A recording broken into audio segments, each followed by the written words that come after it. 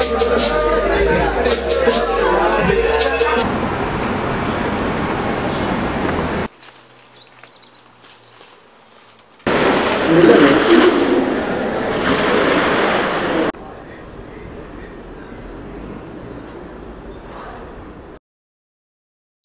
the small buildings, like 3-story buildings, 4 stories, you don't get really you don't have skyscrapers. The bridge. Well, I work under the bridge, I rent a space there. I tried to walk over the bridge and got arrested. And we have like some gardens, some miradouros, how do you say? Viewpoints or sightseeing viewpoints. Almost every part of the city of Lisbon in Portugal, I don't know that well, have the calçada and the really old buildings. Sometimes they renew it, but they still have that old faded charm, and they're also quite bad in maintenance in general. It's light, it's unique. The end of the day, beginning of the day, sunset, sundown, sunrise. And the colors, of course, and the light. Everyone is talking about the light, and it's true. I lived one winter through Lisbon now, and I feel more energized than I was back in Amsterdam. The river, you cannot escape it. See a lot of also abandoned buildings now, because it's like a trademark, although other cities here in Portugal have it, like Porto. For me, I would start with saying something about the magic. For me, Lisbon, I'm not a magical person at all, so I say like magic in an aesthetic way or feelings way, but they have like something that for me is like very like relaxing, calm. I don't know, I remember one of the first time that I was going home at night, walking, and I was passing through one of these old churches with a nice lighting, and there was nobody around, and I was like looking like the sky and the lights, and it was like being in a postcard, and I was like, oh, I live here. Lisbon has all these small areas that are completely different. They're a surprise. It's like a box full of gifts. Somehow it's like more messy or more crazy, the cars is more complicated, ups and downs, but it has something like, hey, this place is special. And I guess that's why I came for 1 year. I've been almost 9 years here. Yeah. And I know lots of people with similar stories. Like the Erasmus, I want to come back and these things. Their minds are a little bit closed to the other cultures, but we do know how to receive them, but we do not know how to treat them. Ich sehe hier Leute in einer Supermarktschlange, die sich miteinander unterhalten. Das ist sympathisch. Das mag ich. There's a certain calmness in people, which is a nice mixture with the whole Latin feeling that they have as well, but there's a certain reservedness, a certain kindness and a certain calmness. Von Deutschland nach Portugal kommen war für mich eine Form der Entschleunigung, definitiv. This whole distance that they keep from the foreign people that come, and we don't do that. Yes, you do. And maybe you don't, but many others do. Maya, do I do that? Like here, for example, in Portugal, I had problems because of smiling too much, because of touching too much. Yes, and there's a lot of people that see these things like oh, you're invading my space. You're laughing at me. It's tough to get inside the routines. It's very hard. I think people are kind of reserved in the beginning, but once you're in, yeah, it's a really nice place to live. Du bist überall, wirst du nicht mal als die Ausländerin gesehen, sondern du wirst wirklich einfach nur als der Mensch gesehen, der du bist. Portuguese people are very confusing because they are confused. They don't know what they are. They think that they are something that they are not any longer. I feel they don't like confrontation, so they will do whatever is in their hands to avoid face-to-face situations. Yeah, we complain a lot. But more complaining than trying to fix things. Exactly, and that's the worst part. What? Hey, dog. You think it's a Portuguese dog? Yeah. Most definitely. Yeah.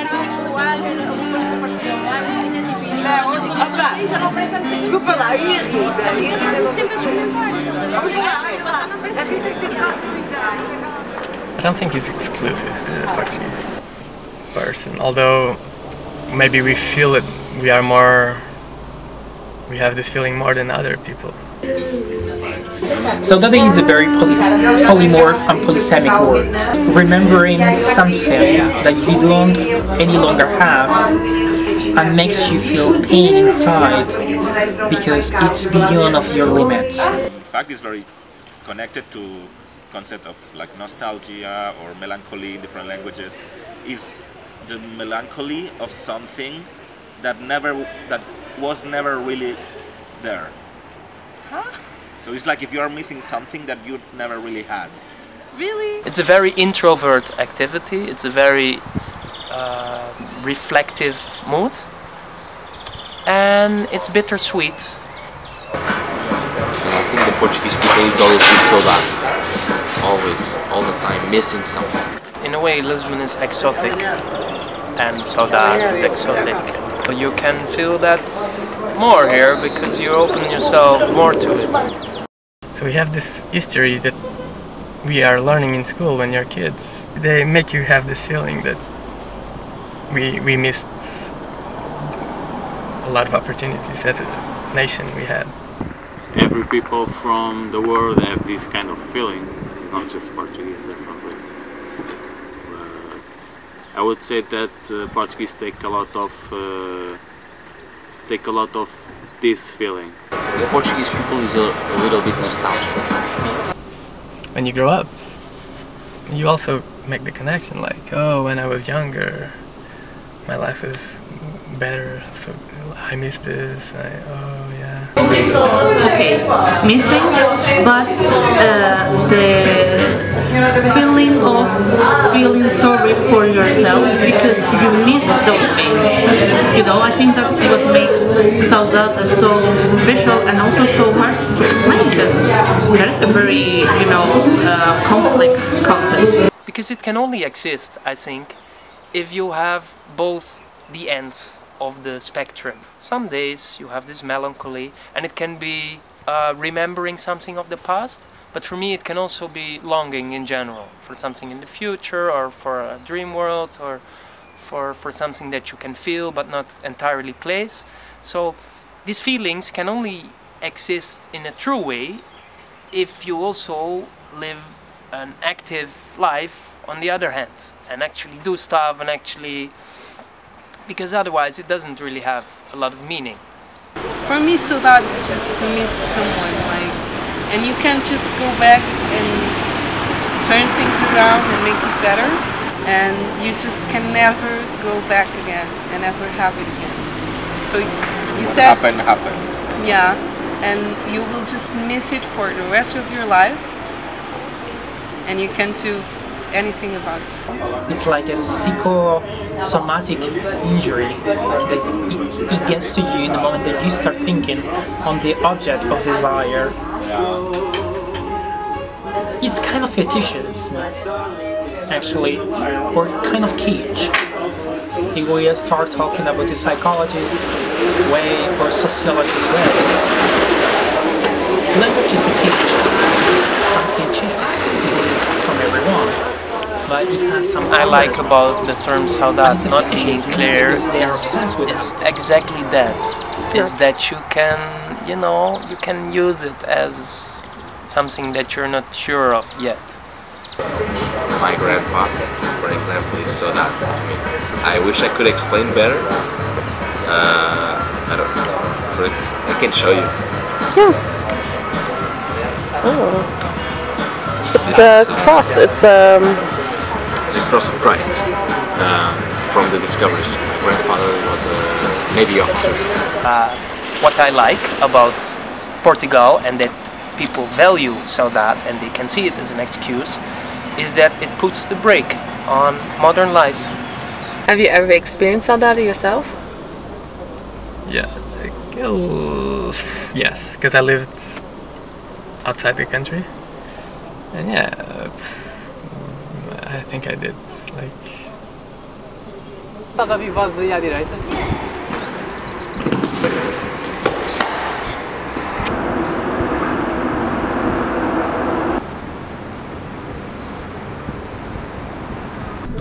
O que se passou entre nós já virou passado.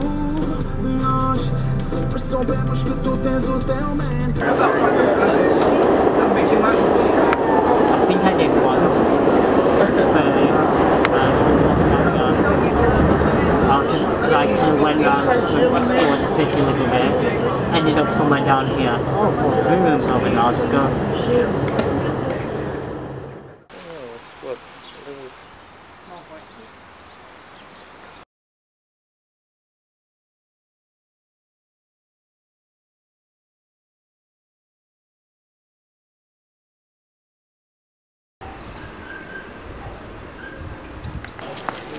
But it's like a sausage. There were like 5 or just No, around, just 2. like going around and around.